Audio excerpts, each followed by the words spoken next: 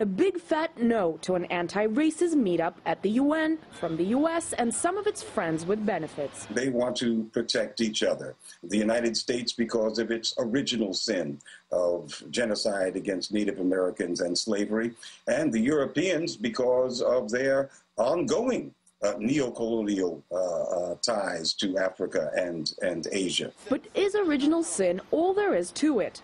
More skeletons in the closet may be to blame for America's refusal to participate in the Durban III conference. Bigoted racism or hatred, or Jim Crow type of racism, it's very much racism, and racism is unfortunately and regrettably still alive in America. There's no doubt about it.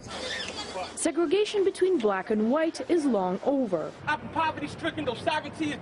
but often not for people in neighborhoods like this one. I definitely believe racism is alive and kicking. Racism is a situation where one individual or group of people make decisions to control the destiny of another group of people based on their race. Suteka Menra tries to spread the word with his merchandise. We live in a capitalist system, all right? Now, in order for capitalism to function, you have to have haves and you have to have have-nots, all right?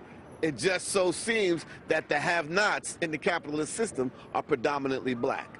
1 in 6 Americans live below the poverty line. For African Americans and Latinos, it's 1 in 4. Black unemployment is twice that of the white population at over 16.5%.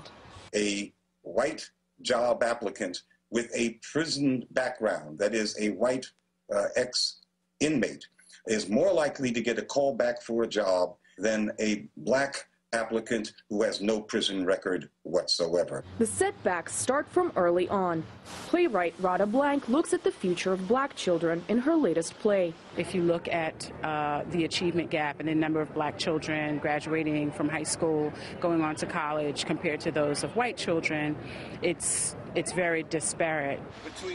The dark chapter of slavery has closed. The U.S. now has the first black president in its history. But the present remains disturbing. Look at what we have inside the United States. We have young African, black and brown subjects, community colonial subjects being shot down in the street in an obsessive kind of way.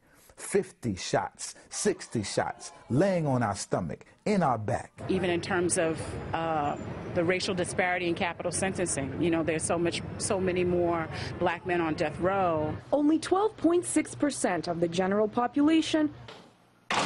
Blacks make up nearly half of the prison population in America. The way that works out globally is that nearly 1 out of every 8 prison inmates on the planet is an African American. If that is not prima facie evidence of a deep and abiding race problem in the United States, I don't know what better proof one could present.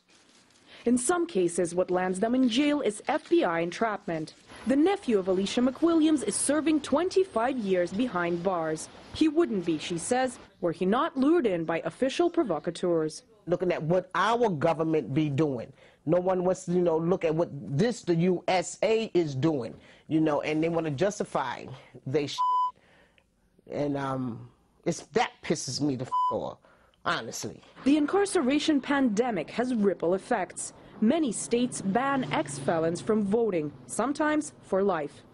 Today, 1.4 million, or 13% of black men, can't vote because of these laws. What if it were, white women with red hair? What if it were Jewish people? It's an astonishing kind of